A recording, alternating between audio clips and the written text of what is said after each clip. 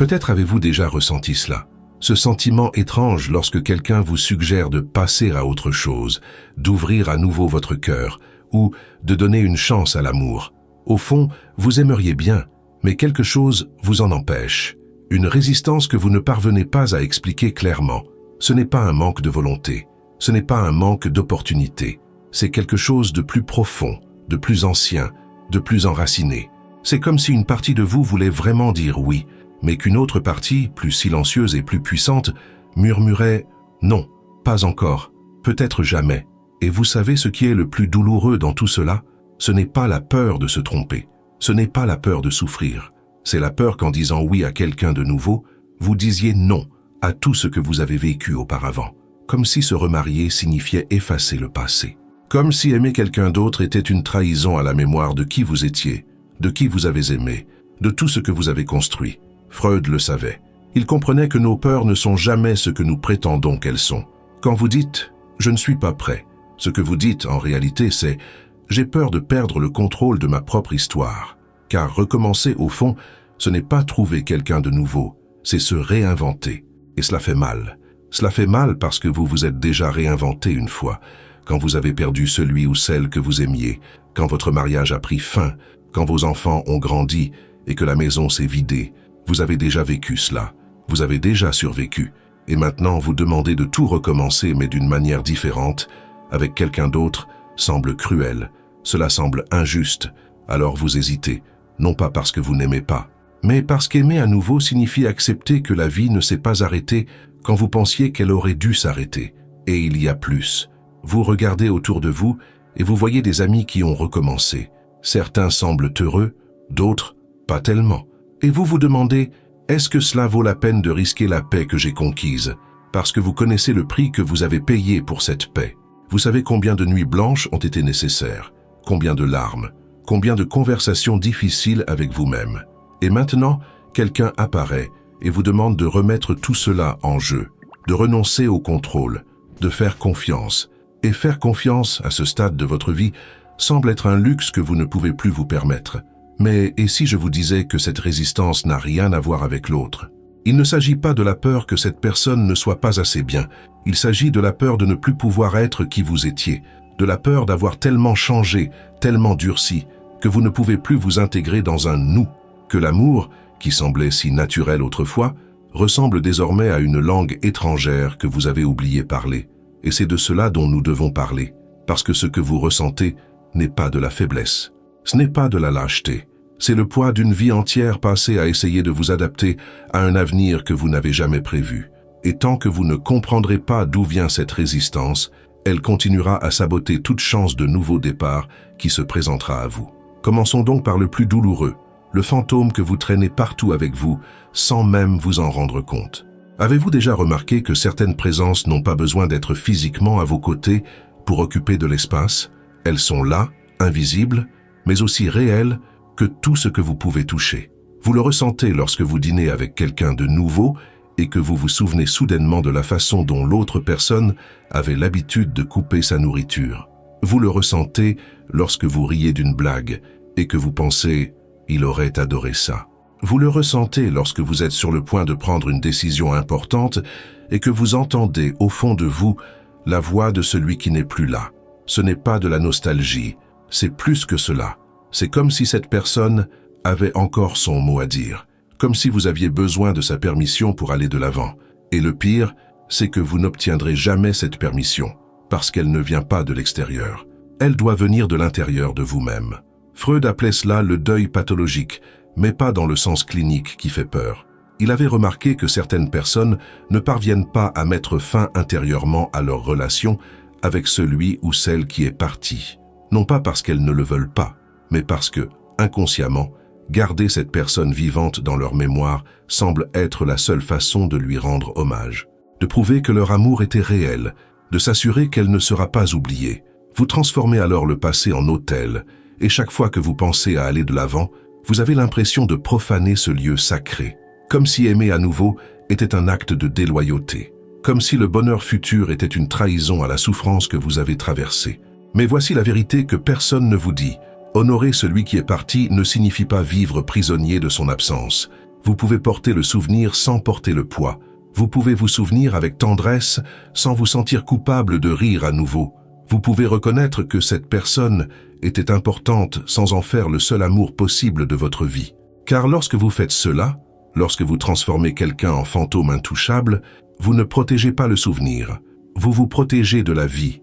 Vous utilisez le passé comme un bouclier contre l'avenir. Et au fond, ce n'est pas la personne qui est partie qui vous empêche de recommencer. C'est la peur de découvrir que vous pouvez être heureux sans elle. C'est dévastateur à admettre. Parce que tant que vous croyiez que le problème était le manque, vous aviez une excuse noble. Mais lorsque vous réalisez que le problème est la peur de votre propre capacité à aller de l'avant, la responsabilité vous revient. Et cela change tout. Cela signifie que vous choisissez l'emprisonnement. Cela signifie que, d'une manière quelque peu tordue, vous êtes à l'aise dans la douleur. Parce que la douleur est familière. La douleur est sûre. La douleur ne vous oblige pas à risquer à nouveau votre cœur. Maintenant, imaginez ceci. Vous rencontrez quelqu'un de gentil, d'attentionné, qui semble sincèrement vous apprécier. Et au lieu de ressentir de la joie, vous ressentez de la panique. Parce que cette personne vous demande quelque chose que vous ne savez pas si vous pouvez lui donner. Elle vous demande de l'espace émotionnel, de l'espace dans votre routine, de l'espace dans votre maison, de l'espace dans votre vie. Et cet espace est déjà occupé, pas par quelqu'un de réel, mais par une ombre que vous nourrissez chaque jour de culpabilité, de « et si », de la conviction silencieuse que vous ne méritez pas de recommencer parce que ce serait manquer de respect à ce que vous avez eu. Et vous savez ce qui se passe? Vous commencez à saboter, pas consciemment, mais petit à petit. Vous prenez des rendez-vous et vous les annulez. Vous vous ouvrez et vous vous refermez. Vous montrez de l'intérêt puis vous reculez. Et la nouvelle personne est confuse, ne comprenant pas ce qui se passe. Et vous aussi, parce que vous voulez être là, mais une partie de vous ne vous le permet pas. C'est comme s'il y avait un gardien invisible à la porte de votre cœur empêchant quiconque d'entrer. Et ce gardien ne vous protège pas, il vous emprisonne. Freud dirait que vous maintenez un lien libidinal avec l'objet perdu. En d'autres termes, vous continuez à investir de l'énergie émotionnelle dans quelque chose qui n'existe plus, comme si vous pouviez encore recevoir quelque chose en retour, comme si, en restant fidèle à votre mémoire, vous pouviez en quelque sorte maintenir cette personne en vie. Mais elle n'est pas en vie, et vous le savez. Ce que vous ne savez pas encore, c'est que vivre prisonnier de quelqu'un qui est parti n'est pas de l'amour.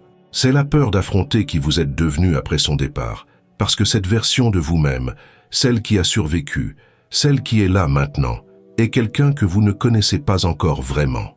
Et la connaître signifie accepter que la vie a continué, que vous avez continué, et que ce n'est pas une trahison, c'est du courage.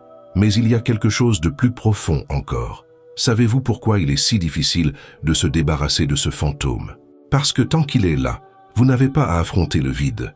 Le vide de ne pas savoir qui vous êtes sans cette histoire, sans cette identité de veuf ou divorcé ou celui qui a souffert. Tant que vous vous accrochez au passé, vous avez une excuse pour ne pas construire d'avenir. Vous avez une raison de ne pas prendre de risques. Et au fond, c'est plus sûr. Parce que construire quelque chose de nouveau exige que vous admettiez « je suis capable de plus ». Je mérite plus. Et cela, paradoxalement, est terrifiant. Mais cette culpabilité que vous ressentez, d'où vient-elle vraiment? Freud nous a appris que rien dans l'esprit n'est accidentel. Et il existe une raison psychologique profonde pour laquelle votre cœur hésite. Parce que vous ne portez pas seulement le souvenir de quelqu'un. Vous portez un modèle, une façon d'aimer que vous avez apprise et que vous essayez maintenant, sans vous en rendre compte, de reproduire. Avez-vous déjà remarqué que parfois, lorsque vous rencontrez quelqu'un de nouveau, il y a quelque chose d'étrangement familier? Ce n'est pas seulement une question d'alchimie, ce n'est pas seulement de l'attirance, c'est un sentiment de reconnaissance, comme si vous connaissiez déjà cette personne, même si vous savez que ce n'est pas le cas. Et au début, cela semble magique, cela semble être le destin. Vous vous dites « j'ai enfin trouvé quelqu'un qui me comprend ». Mais avec le temps, vous commencez à remarquer des détails. La façon dont elle réagit lorsque vous êtes triste, le ton de sa voix lorsqu'elle est irritée, la façon dont elle évite certaines conversations. Et puis vient la révélation. Vous avez déjà vécu cela auparavant. Pas exactement de la même manière, mais suffisamment similaire pour vous déranger. Et soudain, vous vous demandez « ai-je choisi cette personne ?» ou « ai-je répété un schéma ?» Freud avait un nom pour cela, la compulsion de répétition. Il a remarqué que les gens ont une tendance inconsciente à recréer des situations, des relations et même des souffrances qu'ils ont déjà vécues auparavant.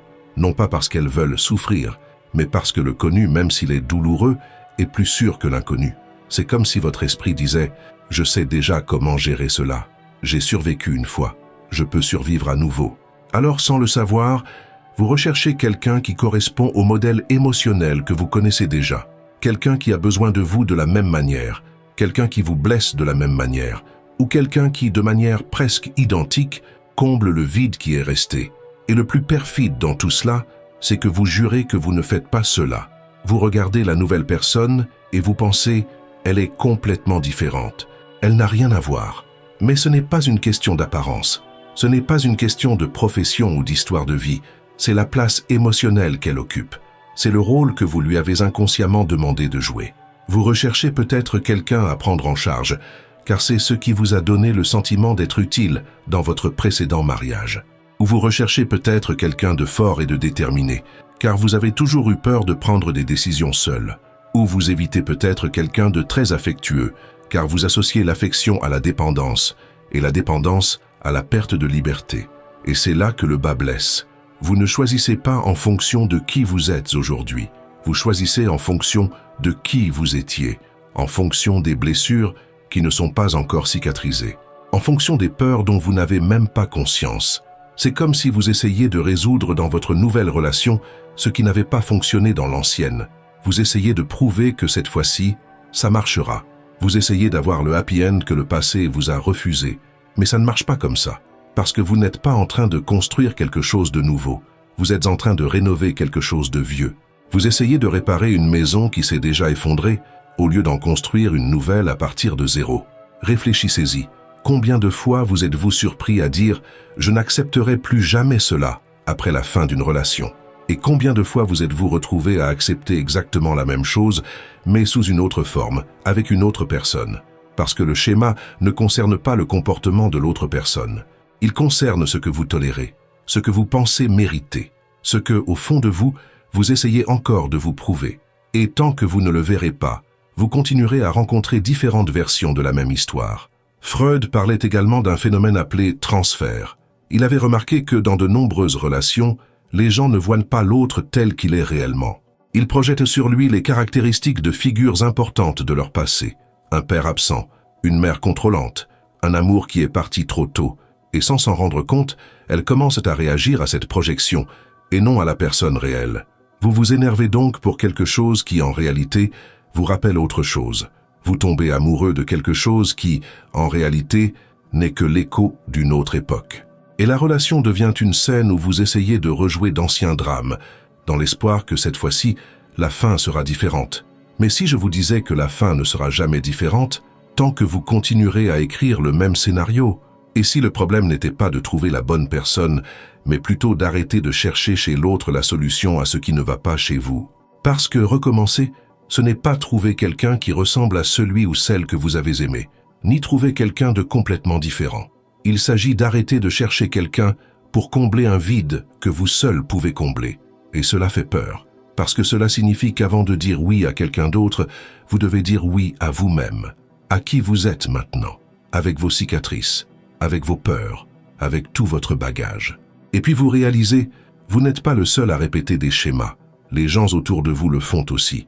Et quand vous décidez de recommencer, ils réagissent, non pas parce qu'ils ne vous aiment pas, mais parce qu'ils projettent leur propre peur sur vous. Et vous voilà, enfin prêt à faire un pas, enfin prêt à faire un pas. Vous le dites à vos enfants, ou à vos petits-enfants, ou à cet ami de longue date qui connaît toute votre histoire, et vous attendez. Vous attendez un sourire, une étreinte, un « c'est bien, tu mérites d'être heureux ». Mais ce n'est pas ce qui arrive. C'est le silence. C'est un regard étrange. C'est une question déguisée en inquiétude. Mais tu es sûr? Vous avez déjà parlé de tout, et vous le sentez. Vous sentez que quelque chose a changé, que le soutien que vous attendiez s'est transformé en résistance. Et le pire, vous ne comprenez pas pourquoi. Parce que dans leur tête, ils vous aiment, ils veulent votre bien. Mais il y a quelque chose de plus profond qui se passe, quelque chose qu'ils ne peuvent même pas nommer eux-mêmes. Freud appelait cela la dynamique de la romance familiale, L'idée que chaque famille a un récit interne, un scénario émotionnel dans lequel chaque personne occupe un rôle. Et quand quelqu'un essaie de sortir de ce rôle, tout le système se déstabilise. Vous avez toujours été le père veuf, ou la mère qui a surmonté le divorce, ou celui qui ne s'est plus jamais engagé avec personne après ça. C'était votre place. Et maintenant, en amenant quelqu'un de nouveau, vous réécrivez le scénario. Et cela fait peur, car pour vos enfants, vous n'êtes pas seulement un père ou une mère, vous êtes le symbole d'une histoire. L'histoire de la famille qui était, l'histoire de l'amour qui existait. Et lorsque vous vous remariez, c'est comme si vous disiez que cette histoire est terminée, qu'il y a un nouveau chapitre, et ils ne savent pas s'ils ont leur place dans ce chapitre. Ils ne savent pas s'ils vont être remplacés, si les souvenirs vont être effacés, si la nouvelle personne va occuper la place de celle qui est partie. Et même si vous dites que non, même si vous jurez que rien ne changera, ils ne vous croient pas, parce qu'au fond, tout a déjà changé. Vous avez changé, et ils essaient de s'accrocher à ce qu'ils connaissent. Mais voici ce que personne ne vous dit. Leur résistance ne concerne pas vous, elle les concerne eux. Elle concerne leur peur de perdre la place symbolique qu'ils ont toujours occupée. Freud dirait qu'ils projettent sur vous leur propre peur d'abandon, de rejet, d'être oubliés. Et vous, sans vous en rendre compte, vous intériorisez ces angoisses. Vous absorbez leurs peurs et les transformez en vôtres. Alors vous commencez à douter. Vous commencez à penser, suis-je égoïste? Est-ce que je blesse ceux que j'aime? Et puis, petit à petit, vous abandonnez. Non pas parce que vous ne le voulez plus, mais parce que le poids de la culpabilité est devenu trop lourd, et il y a autre chose, la question de l'héritage. Personne n'en parle ouvertement, mais elle est là, en suspens. La crainte voilée que cette nouvelle personne prenne tout, que vous changiez votre testament, que les années de travail, de sacrifice finissent entre les mains de quelqu'un qui connaît à peine la famille, et vous le ressentez. Vous ressentez la méfiance. Vous avez l'impression que, soudain, l'amour est devenu une transaction, et cela fait mal, parce que vous ne vous mariez pas pour l'argent. Vous ne vous mariez pas pour nuire à quelqu'un. Vous voulez juste de la compagnie. Vous voulez juste ne pas passer les dernières années de votre vie seul. Mais il semble que même cela, vous n'y avez pas droit. Alors vous essayez de discuter, vous essayez d'expliquer, vous essayez de rassurer. Mais les mots ne suffisent pas. Parce que la logique ne résout pas ce qui est émotionnel. Et ce qui se passe là n'est pas rationnel. C'est viscéral. C'est primitif. C'est la peur ancestrale de perdre son noyau, de voir sa famille se désintégrer, de ne plus avoir d'endroit sûr où retourner, et vous vous retrouvez pris au milieu, entre le désir de vivre votre vie et la nécessité de garder tout le monde autour de vous tranquille, entre votre bonheur et la paix de la famille. Et peu importe ce que vous choisissez, quelqu'un sera blessé. Mais si je vous disais que vous n'avez pas à choisir? Et si la vraie question n'était pas comment faire pour que tout le monde accepte, mais plutôt comment accepter que tout le monde n'acceptera pas? Parce que la vérité est la suivante, vous pouvez tout faire correctement, vous pouvez avoir toutes les conversations, vous pouvez être transparent, honnête, attentionné, et pourtant, quelqu'un résistera, quelqu'un vous jugera, quelqu'un pensera que vous avez tort, et vous devez être en paix avec cela. Parce que c'est votre vie. Et arriver à cet âge et continuer à vivre en fonction de l'approbation des autres est la plus grande prison qui soit. Freud dirait que vous êtes pris dans un conflit entre le principe de plaisir et le principe de réalité. Vous voulez être heureux, mais la réalité, les attentes, les jugements, les dynamiques familiales, vous tirent vers le bas. Et tant que vous n'aurez pas décidé quel principe guidera votre vie, vous resterez paralysé. Vous continuerez à attendre une permission qui ne viendra peut-être jamais. Vous continuerez à reporter votre bonheur jusqu'à ce que tout le monde soit à l'aise. Et voici la vérité brutale. Ils ne le seront jamais, pas complètement, parce que leur malaise ne vous concerne pas. Il les concerne eux, et vous ne pouvez pas résoudre ce qui ne vous appartient pas. Alors que reste-t-il? La compassion, pour eux et pour vous. Comprendre que leur résistance vient de la peur, pas de la mauvaise volonté. Et comprendre que votre décision d'aller de l'avant, même face à cette résistance, n'est pas de l'égoïsme, c'est de la survie émotionnelle. Parce que vous aussi, vous avez peur. Mais votre peur n'est pas de blesser quelqu'un, elle est beaucoup plus subtile, beaucoup plus dangereuse. Avez-vous déjà remarqué que lorsque le cœur veut quelque chose qui fait peur, l'esprit invente 1000 raisons sensées pour dire non? Vous commencez à penser à un contrat de mariage, à la séparation des biens, à la manière de protéger votre patrimoine, à la manière de vous assurer que si quelque chose tourne mal, vous ne serez pas lésé. Et tout cela semble si mature, si responsable, si nécessaire. Après tout, vous n'êtes plus un enfant. Vous savez comment fonctionne le monde.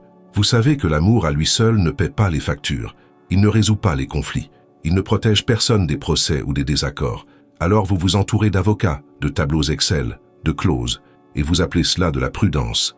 Mais Freud vous demanderait, que protégez-vous réellement, l'argent ou votre cœur? Car il y a une énorme différence entre prendre de réelles précautions et utiliser la bureaucratie comme bouclier émotionnel, entre être prudent et saboter avant même d'avoir commencé. Et la plupart des gens ne se rendent pas compte qu'ils font cela. Ils croient sincèrement qu'ils sont pragmatiques, qu'ils ne font que mettre les points sur les i. Mais sous toute cette rationalité, il y a une peur qui palpite, la peur d'être vulnérable, la peur de s'abandonner. La peur que si vous lâchez prise, vous serez à nouveau blessé. Et c'est là que réside le problème, parce que lorsque vous transformez une relation en contrat, vous tuez ce qu'elle a de plus précieux, la spontanéité, la confiance, l'abandon. Vous commencez à aimer avec une certaine réserve. Vous commencez à mesurer chaque geste, chaque mot, chaque décision, en pensant toujours « et si ça tourne mal, comment vais-je m'en sortir ?» Et la personne à vos côtés le sent. Elle sent que vous n'êtes pas entier, qu'une partie de vous est enfermée, inaccessible, protégée par des clauses et des méfiances. Et peu à peu, la relation se transforme en négociation. Il ne s'agit plus d'être ensemble. Il s'agit de s'assurer que, si vous n'êtes plus ensemble, personne ne sera lésé. Freud appelait cela l'intellectualisation, un mécanisme de défense où vous utilisez la raison pour fuir l'émotion. Vous rationalisez ce que vous devriez ressentir. Vous transformez en logique ce qui devrait être un abandon. Et vous faites cela parce que l'abandon fait mal. Parce qu'abandonner, c'est renoncer à des garanties. C'est accepter que vous pouvez être blessé. C'est admettre que, même si vous vous protégez, l'amour sera toujours un risque. Et vous avez déjà été blessé auparavant. Vous savez déjà à quel point cela fait mal. Alors maintenant, vous préférez garder vos distances. Vous préférez être prêt au pire. Mais savez-vous ce qui se passe lorsque vous êtes toujours prêt au pire? Vous n'êtes jamais présent pour le meilleur. Réfléchissez-y. Combien de fois avez-vous manqué un moment parce que vous étiez occupé à vous en protéger? Combien de fois avez-vous manqué de dire quelque chose, de faire quelque chose, de prendre un risque, parce que vous calculiez les conséquences? Et quand vous regardez en arrière, que voyez-vous? La sécurité ou la solitude déguisée en contrôle? Parce que c'est ce qui se passe.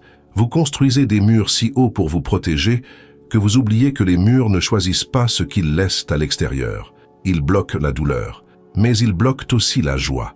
Et voici la partie la plus difficile à admettre. Parfois, parler d'argent est plus facile que parler de peur. Il est plus facile de dire « nous avons besoin d'un contrat prénuptial » que de dire « j'ai peur de m'engager à nouveau ». Il est plus facile de discuter d'héritage que de discuter de la terreur d'être abandonné. Alors vous dissimulez. Vous exprimez votre peur en termes financiers, en termes juridiques, parce que cela semble plus acceptable, plus adulte. Mais Freud le savait.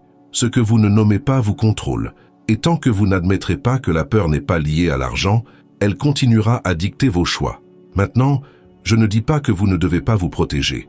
Je ne dis pas que le contrat prénuptial est une mauvaise chose ou que vous devez ignorer la réalité pratique. Ce que je dis, c'est ne confondez pas protection et blindage émotionnel.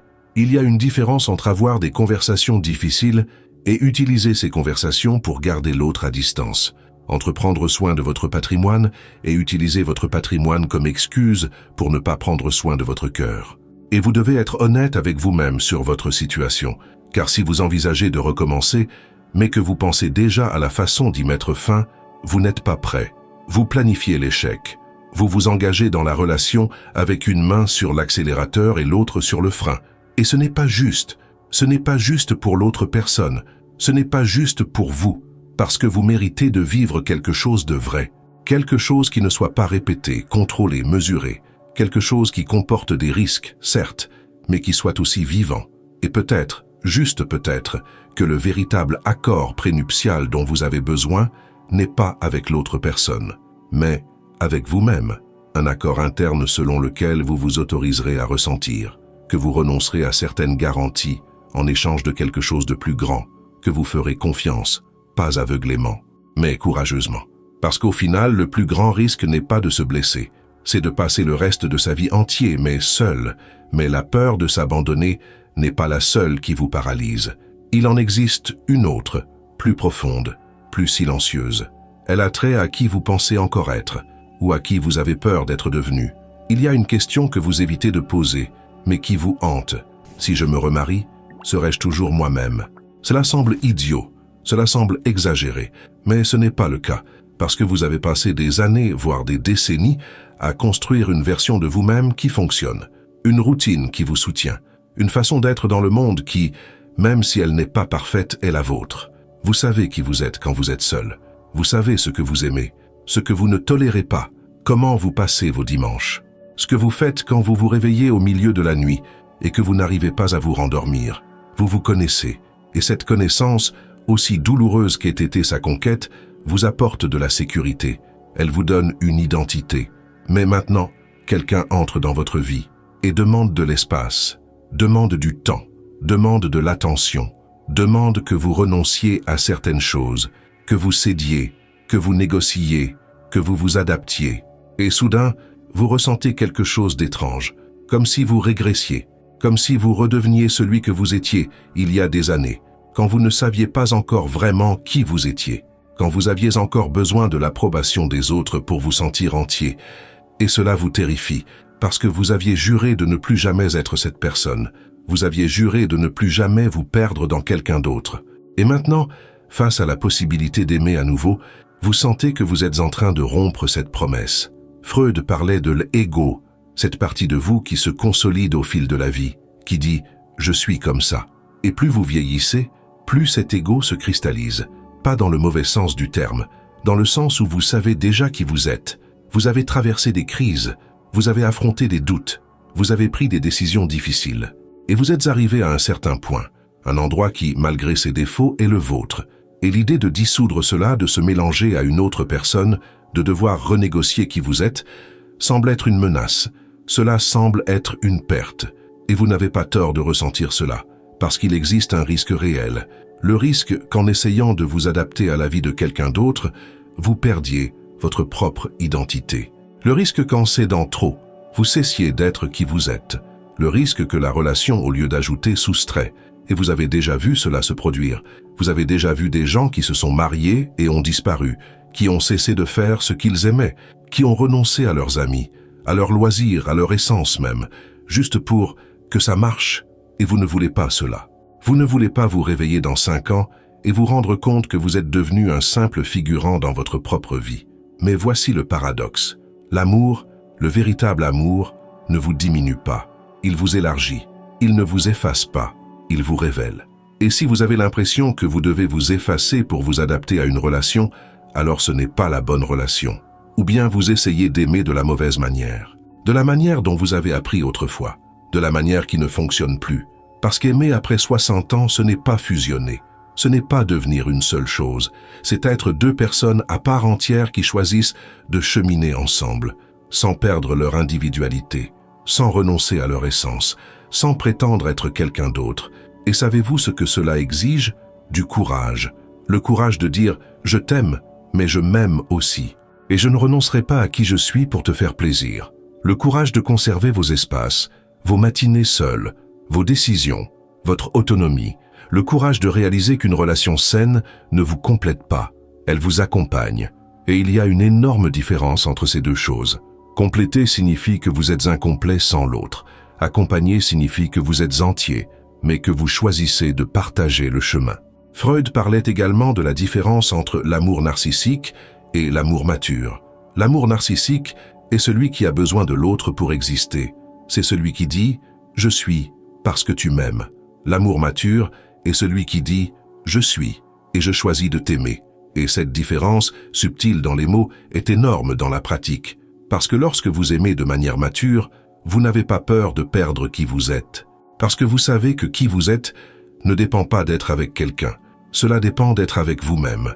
Et peut-être que la peur que vous ressentez n'est pas celle de vous perdre dans l'autre, mais celle de vous trouver, de découvrir que vous pouvez être plus que vous ne le pensiez, de réaliser que l'identité que vous avez construite, aussi solide soit-elle, a encore de la marge pour grandir, pour changer, pour vous surprendre.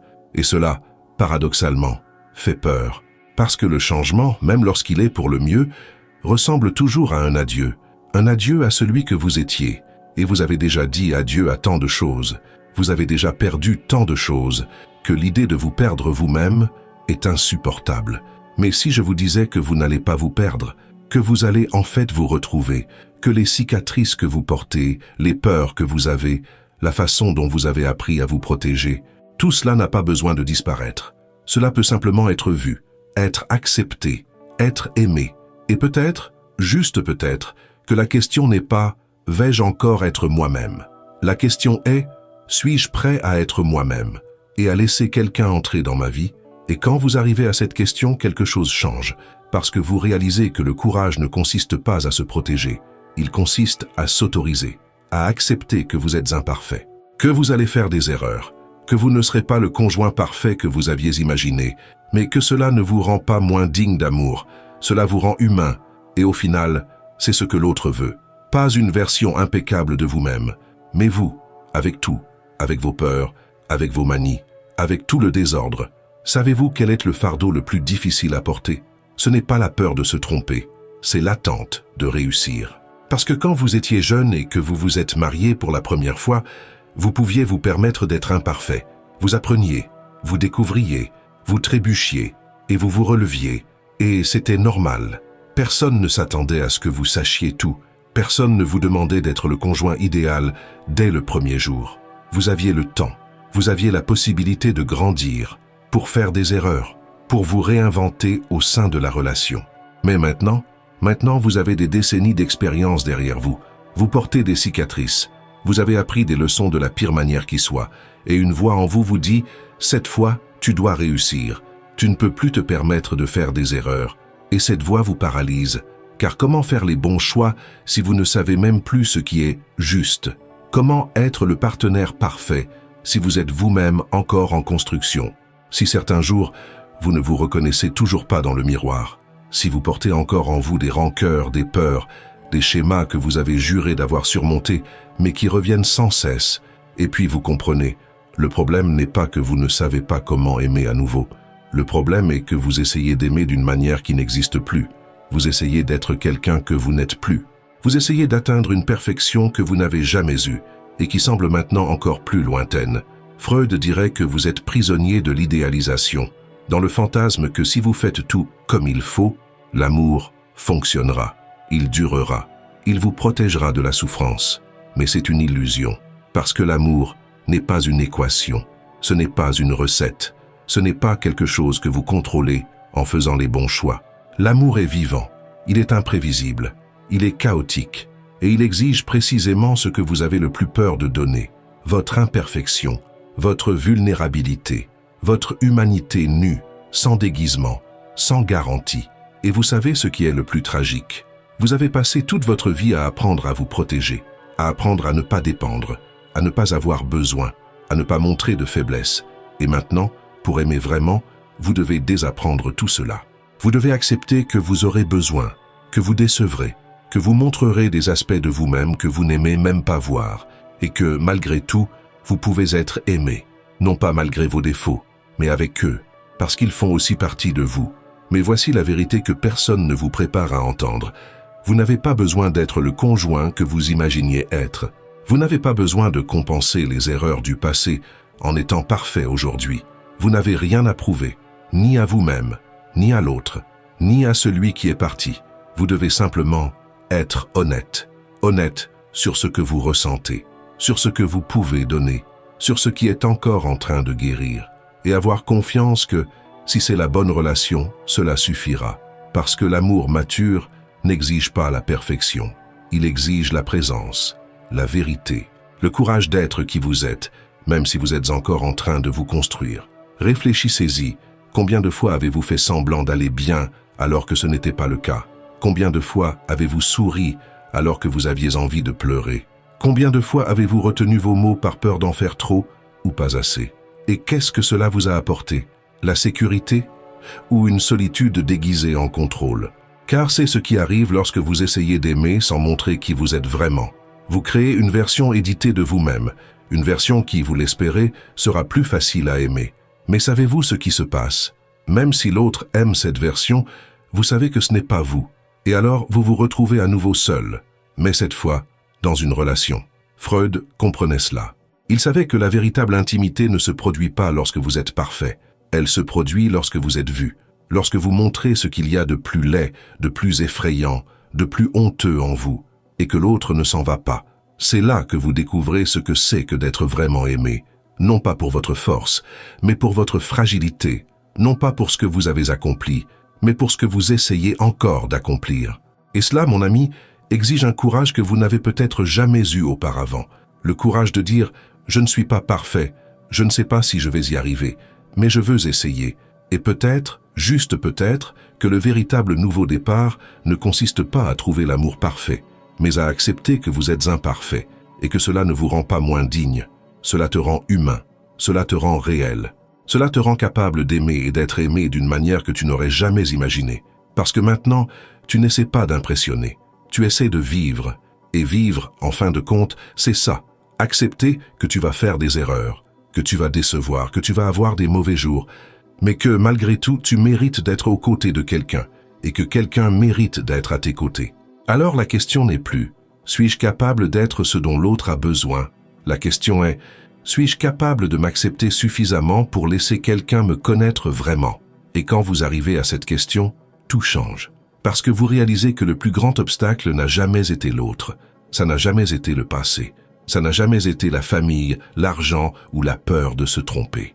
Le plus grand obstacle a toujours été votre propre exigence d'être parfait. Et dès que vous lâchez prise, vous êtes enfin libre. Et maintenant, après tout, vous arrivez ici, dans le silence qui suit la tempête, à l'endroit où il n'y a plus d'excuses, il n'y a plus de peur déguisées en prudence, il n'y a plus de schémas qui se répètent sans que vous vous en rendiez compte, il n'y a plus de fantômes qui demandent la permission, il n'y a que vous et un choix que personne ne peut faire à votre place, le choix de dire oui ou de continuer à dire non. Et pour la première fois, peut-être, vous comprenez que les deux réponses sont valables, car ce qui importe, ce n'est pas ce que vous choisissez, c'est pourquoi vous choisissez.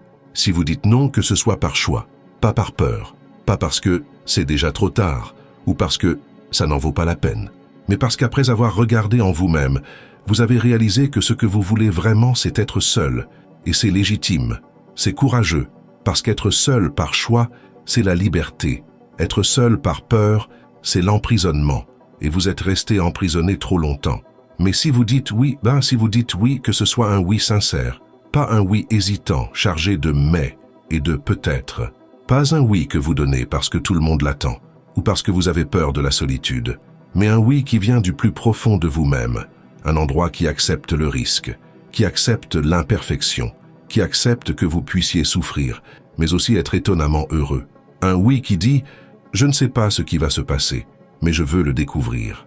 Freud disait que la vie est mue par deux pulsions fondamentales. Eros, la pulsion de vie, de connexion, d'amour, et Thanatos, la pulsion de mort, d'isolement, d'autoconservation.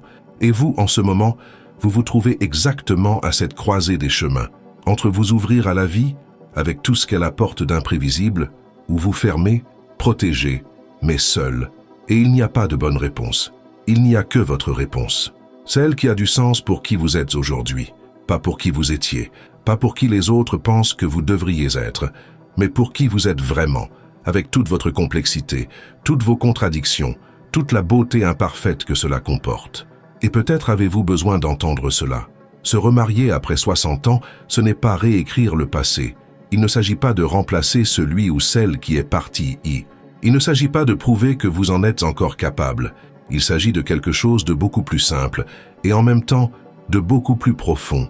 Il s'agit d'accepter que la vie continue, que vous continuez, et que continuer n'est pas une trahison. C'est un honneur pour tout ce que vous avez vécu, pour tout ce que vous avez perdu, pour tout ce que vous avez surmonté, parce que vous n'êtes pas arrivé jusqu'ici pour renoncer à vivre. Vous êtes arrivé jusqu'ici pour enfin vous permettre de vivre pleinement. Et vivre pleinement, ce n'est pas faire les bons choix, c'est être présent. C'est choisir consciemment ce que vous voulez faire du temps qu'il vous reste. C'est se regarder dans le miroir et reconnaître que vous n'êtes plus celui que vous étiez, mais que ce n'est pas une perte, c'est une transformation. Et la transformation, aussi douloureuse soit-elle, est le seul chemin vers la liberté. Alors, si vous lisez ceci maintenant, si vous êtes arrivé jusqu'ici avec moi, je vous pose une question. Que voulez-vous vraiment? Pas ce que les autres attendent, pas ce qui semble juste ou censé, mais ce que votre cœur, celui qui a tant souffert, qui a tant aimé, qui a tant perdu, que veut-il vraiment? Et quand vous connaîtrez la réponse, quelle qu'elle soit, ayez le courage de l'honorer, car au final, la seule véritable trahison n'est pas de dire oui, ni de dire non, c'est de laisser la peur décider à votre place. Et si vous décidez de recommencer, sachez-le, vous ferez des erreurs, il y aura des jours difficiles, il y aura des moments où vous vous demanderez si vous avez fait le bon choix, mais il y aura aussi des rires inattendus, il y aura des mains qui se tiendront, il y aura quelqu'un qui vous connaît vraiment et qui choisit de rester. Et cela, mon ami, cela n'a pas de prix. C'est ce qui rend la vie digne d'être vécue. Ce n'est pas l'absence de douleur, mais la présence de quelque chose de réel. Et si vous décidez de ne pas recommencer, ce n'est pas grave non plus, parce que peut-être que le nouveau départ dont vous avez besoin n'est pas avec quelqu'un d'autre, mais avec vous-même. Que ce soit faire la paix avec celui que tu es devenu, que ce soit accepter que tu as fait de ton mieux, et que cela suffit, parce que tu es suffisant. Tu l'as toujours été, et tu le seras toujours. Donc en fin de compte, peu importe que tu dises oui ou non. Ce qui importe, c'est que tu dises quelque chose, que tu fasses un choix, que tu sortes de ta paralysie et que tu prennes le contrôle de ta propre histoire. Parce que la vie n'attend pas, et elle ne devrait pas. Elle se déroule maintenant, et vous méritez d'être présent pour elle. Avant de partir, je voudrais savoir, après tout ce dont nous avons parlé ici, qu'est-ce qui vous empêche de dire oui? Est-ce la peur d'être jugé, de perdre le contrôle, ou la peur d'être enfin heureux à nouveau? Laissez votre réponse dans les commentaires. Je les lis tous et votre réflexion peut aider d'autres personnes qui vivent à la même chose. Et si cette vidéo vous a permis de voir quelque chose qui était caché, si elle vous a aidé à nommer ce que vous ressentiez, mais ne parveniez pas à expliquer, laissez un j'aime et abonnez-vous à la chaîne. Votre présence ici est importante. N'oubliez pas, vivre en pleine conscience est un choix. Éveillez votre esprit, affrontez vos désirs et éclairez votre ombre. Comptez sur moi dans cette aventure et continuez à suivre les prochaines vidéos de la chaîne.